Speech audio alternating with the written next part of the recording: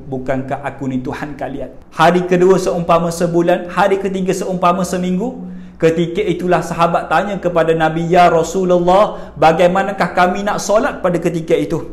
Misi dan visi Dajjal hanyalah satu. Satu bumi tidak ada bekalan makanan. Satu bumi tidak ada bekalan minuman. Tetapi hanya seorang sahaja yang ada bekalan makanan yang boleh supply kepada semua orang. Agak-agak apa yang berlaku kepada manusia. Assalamualaikum warahmatullahi wabarakatuh. Alhamdulillah, wassalatu wassalamu ala rasulillah wa ala alihi wa man walah. Ashhadu an la ilaha illallah wa ashhadu anna sayyidina Muhammad abduhu wa rasuluh. Allahumma salli wa sallim ala sayyidina Muhammad wa ala alihi wa sahbihi ajma'in, amma ba'du. Jadi alhamdulillah, kita akan sambung siri 10 tanda besar kiamat. Baik, pada kali ini kita akan sambung pada episod yang ke-7. Kita dah buat daripada episod 1, episod 2 sampailah episod yang pada hari ini adalah episod yang ke-7 insya-Allah.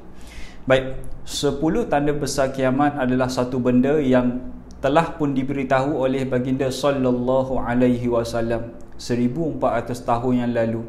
Nabi telah khabarkan, Nabi telah ceritakan kepada para sahabat bagaimana suasana tanda besar kiamat dan bagaimana dahsyatnya hari kiamat itu. Lalu para sahabat bila mana mereka dengar daripada Nabi, mereka simpan betul-betul, mereka ingat betul-betul apa yang dipesan oleh baginda sallallahu alaihi wasallam. Yang menyebabkan daripada para sahabat, mereka ceritakan pula kepada anak murid mereka, para tabi'in. Diceritakan pula kepada para ulama. Daripada zaman ke zaman sampailah kepada kita pada hari ini, yang mana apa yang disampaikan oleh baginda sallallahu alaihi wasallam. Semua sedia maklum yang bumi yang kita bijak pada hari ini, satu hari nanti bila mana Allah mentakdirkan pada hari itu, maka hari itulah akan berlaku kehancuran. Tetapi kehancuran bumi, kemusnahan bumi ataupun seluruh makhluk ni, seluruh alam ini musnah, tidak akan berlaku kemusnahan, tidak akan berlaku kiamat selagi mana tidak berlaku tanda besar kiamat. Dan tidak akan berlaku tanda besar kiamat melainkan kesemuanya akan berlaku tanda kecil kiamat.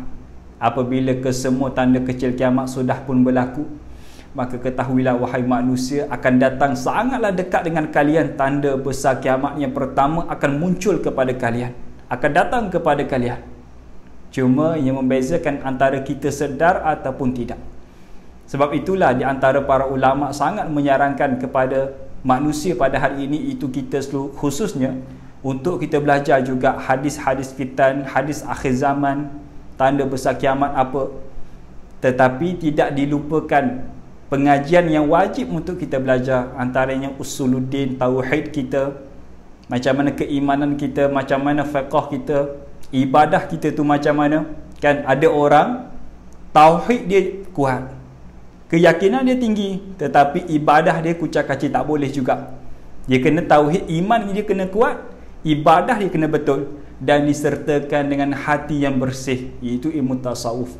Jadi apa yang kita bincang dalam episod yang sebelum tu, iaitu episod yang ke-6, adalah Allah memberi rezeki kepada seorang lelaki, iaitu sahabat baginda sallallahu alaihi wasallam, Sayyidina Tamim ibn Darus Ad-Dari, yang mana beliau bersama dengan para sahabatnya bertemu dengan lelaki, yang mana lelaki itulah akan menjadi satu fitnah yang paling besar di atas muka bumi Allah Subhanahu wa taala, yang dinamakan sebagai Dajjal. Maka bila mana Tamim ibn Darus Ad-Dari bertemu dengan lelaki itu kata, aku akan keliling satu bumi. Aku akan keliling satu bumi, kecuali 2 tempat sahaja aku tidak akan boleh masuk, iaitu Mekah dan Madinah.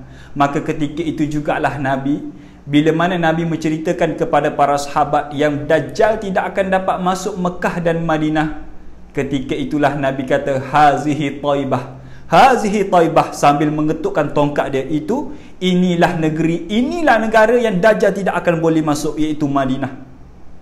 Maka ketika itu jugalah bila mana Nabi menceritakan kepada para sahabat Dajjal, bila mana dia keluar, dia akan keliling satu bumi.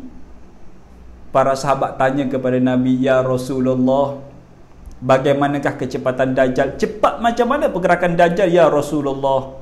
Maka Nabi gambarkan kepada kita akan kecepatan Dajjal, iaitu kata Nabi, au kama qala, kecepatan Dajjal seumpama kecepatan hujan. Ataupun Nabi gambarkan lagi, kecepatan Dajjal adalah seumpama kecepatan satu awan yang dipukul oleh angin yang sangat kencang. Angin yang kencang boleh musnahkan satu bangunan. Angin yang kencang boleh musnahkan satu negara. Angin itulah yang diumpamakan oleh baginda sallallahu alaihi wasallam akan kecepatan Dajjal. Maka bila mana kita tengok, ulama tengok pandangan para ulama, bila mana tengok kecepatan Dajjal, sihir yang digunakan Dajjal luar biasa. Maka ada ulama zaman kita pada hari ini yang berijtihad, memberi pandangan macam mana sebenarnya kecepatan Dajjal. Antaranya Syekh Fahmi Zamzam. Kata Syekh Fahmi, kecepatan Dajjal ini tidak ada di zaman dahulu. Tidak ada dan tidak akan pernah ada di zaman dahulu. Yang mana zaman dahulu mereka tidak pernah bertemu, tidak pernah melihat satu benda yang terlalu cepat, tak pernah. Tetapi pada hari ini, kata Syekh Fahmi, pada hari ini, pada zaman ini, boleh jadi kita ijtihad kita ibaratkan seperti jet-jet pejuang yang mana beribu-ribu kilometer per jam lajunya boleh pergi dalam 1 jam. Itulah yang diibaratkan oleh Syekh Fahmi Zamzam. Itu ijtihad para ulama. Ijtihad boleh jadi betul dan boleh jadi salah. Maka disitulah bila mana kita faham, kita tengok ijtihad para ulama, Dajjal ni akan pergi ke satu tempat, kecepatannya luar biasa. Tidak ada satu fitnah yang paling bahaya, tidak ada satu fitnah yang paling dahsyat semenjak kejadian Nabi Adam alaihi salam, semenjak kejadian manusia pertama sampailah manusia yang terakhir, adalah fitnah lelaki bernama Dajjal, yang mana dia akan menebarkan fitnah di atas muka bumi Allah Subhanahu wa taala. Apa penyebab? Apa sebabnya kebanyakan ulama mengatakan fitnah Dajjal paling dahsyat, fitnah Dajjal paling bahaya? Kenapa? Dikarenakan kata Nabi sallallahu alaihi wasallam dalam satu hadis, kata Nabi, apabila Dajjal keluar, kata Nabi, dia akan pergi ke 2 tempat. Yang pertama sekali dia akan pergi ke Asfahan, dan yang kedua akan pergi ke Khurasan. Asfahan, kalau kita tengok dalam peta, satu kawasan ataupun satu area Iran. Ataupun Khurasan, dia berdekatan dengan Afghanistan, Turkistan dan sebagainya, dan termasuk juga dalam negeri Iran. Maka kata Nabi, bila mana Dajjal keluar, hari pertama Dajjal keluar, dia akan pergi ke Asfahan dan Khurasan. Maka disitulah kata Nabi, bila mana Dajjal pergi ke Khurasan dan Asfahan, di sanalah Dajjal akan himpunkan pengikut-pengikut yang paling kuat dalam kalangan orang yang kuat. Hari pertama Dajjal keluar, sudah pun ada 70,000 pengikut yang menantikan akan kemunculan Dajjal. Dan mereka dalam kalangan orang yang Yahudi, yang paling kuat dalam kalangan mereka yang berada di belakang Dajjal, dan kata Nabi, mereka kesemuanya lengkap bersenjata. Dan apabila dihimpunkan mereka, Dajjal akan bawa mereka, pengikut yang paling rapat dengan Dajjal, Dajjal akan bawa kesemuanya mengelilingi satu bumi, akan pergi dekat mana ada manusia, maka disitulah Dajjal akan sampai. Di mana ada perkampungan, di mana adanya makhluk, disitulah Dajjal akan sampai. Dan kata Nabi, tugasnya hanyalah satu, misi dan visi Dajjal hanyalah satu, iaitu untuk mencabut iman dalam hati umat baginda sallallahu alaihi wasallam. Sebab itulah Dajjal dia tak perlu susah payah untuk approach orang yang tidak Islam. Kenapa? Sebab orang yang tidak Islam, mereka akan secara automatik akan pergi bertemu dengan Dajjal. Tak perlu, Dajjal tak perlu keluarkan tenaga, ataupun Dajjal tak perlu struggle untuk mengajak orang bukan Islam untuk menjadi pengikut Dajjal. Sebab mereka sendiri akan pergi bertemu dengan Dajjal. Sebab apa? Sebab kata Nabi, bila mana Dajjal keluar, hari pertama Dajjal keluar, kata Nabi, tidak akan ada setitis air pun dan tidak ada sedikit makanan pun bila mana hari pertama Dajjal keluar. Dan pada hari itulah langit tidak akan sama sekali turunkan hujan, dan bumi tidak akan mengeluarkan hasil tanaman bumi. yang menyebabkan manusia tak tahu dekat mana ada sumber makanan. Manusia tidak akan tahu dekat mana ada sumber minuman. Masing-masing mencari. Tanya jiran pun tidak ada minuman, tanya jiran pun tidak ada bekalan makanan. Bukan satu negeri, tapi satu bumi. Kesemuanya dalam kalangan manusia tidak ada makanan dan tidak ada minuman.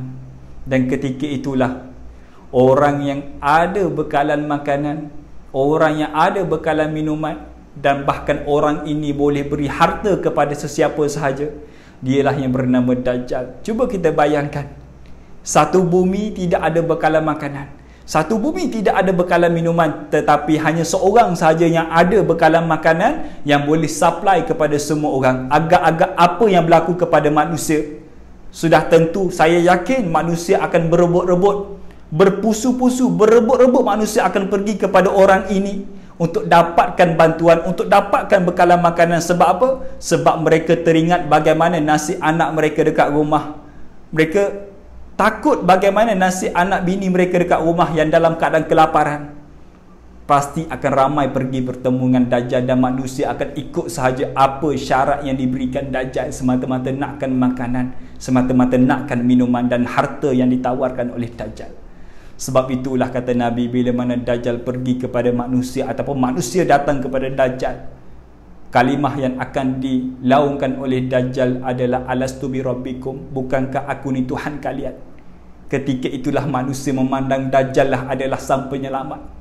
Ketika itulah satu bumi, virus satu bumi memandang Dajjal lah adalah sang penyelamat. Dajjal lah sang hero kita yang boleh bantu kita. Bagaimana? Cuba kita bayangkan.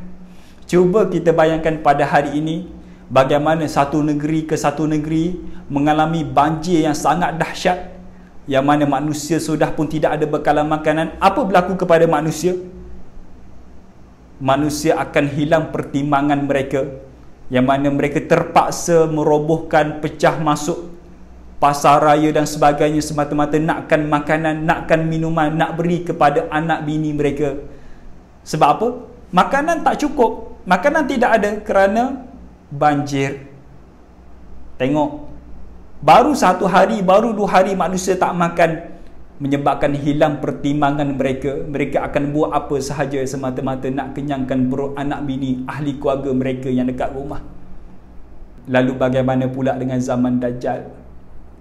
Satu bumi tidak ada bekalan makanan, satu bumi tidak ada bekalan minuman, tetapi seorang sahaja ada bekalan minuman dan makanan. Bahkan tak cukup dengan itu, dia akan beri kita kekayaan. Nescaya orang akan memandang dialah sang penyelamat, orang akan memandang dialah hero kita. Maka selayaknya kita mengaku dialah Tuhan. Itulah yang akan berlaku bila mana suasana Dajjal. Hari pertama Dajjal keluar pun sudah huru-hara.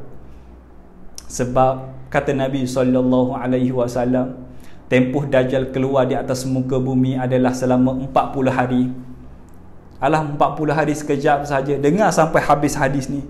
Kata Nabi SAW, au kama qala, Dajjal akan keluar selama 40 hari. Hari pertama Dajjal keluar seumpama 1 tahun. Hari pertama selama 1 tahun, hari kedua selama sebulan, hari ketiga seumpama seminggu, dan akan berterusan seperti hari-hari biasa sampailah hari ke-40. Bayangkan, 1 hari seumpama 1 tahun, 365 hari.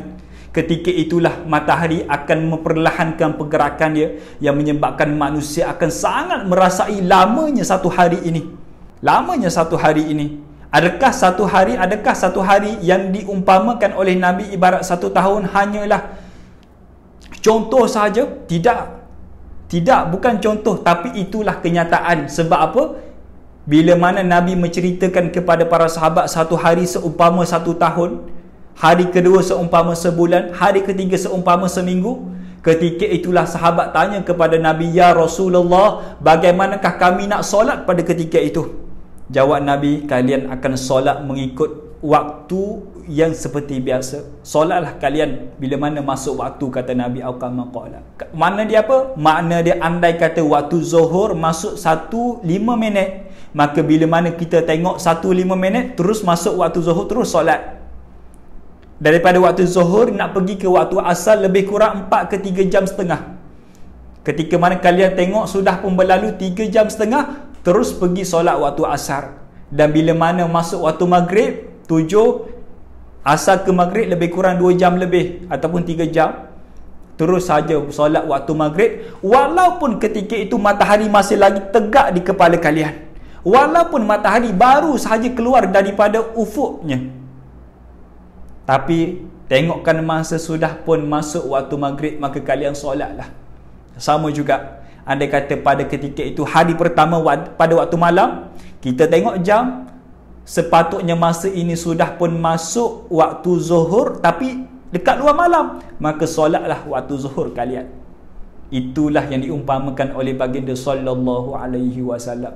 Sebab itulah hari pertama pun akan menjadi satu sesaan kepada umat Nabi sallallahu alaihi wasallam, yang mana mereka ni akan sezaman dengan Al-Masihud Dajjal, sang pembawa fitnah yang paling dahsyat di atas muka bumi Allah Subhanahu wa taala.